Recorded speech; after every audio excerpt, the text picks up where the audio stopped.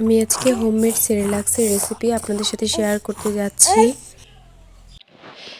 এখানে আমি কিশমিশ নিয়েছি, তারপরে বাদাম নিয়েছি। এখানে 3-4 ধরনের বাদাম নিয়েছি, খেজুর নিয়েছি 3টা, আর এটা হচ্ছে ভাতের চাউল, এটা পোলার চাউল, এটা হচ্ছে মসুর ডাল।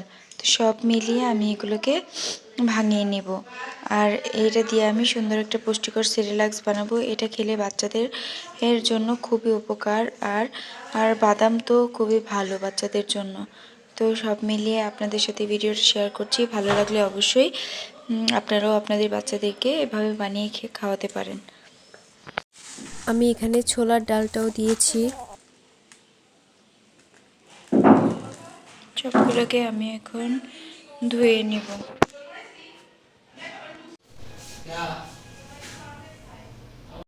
এখন আমি পানিগুলোকে ঝরিয়ে নিলাম, আর এইখানে আমি এগুলোকে ভেজে নিচ্ছি।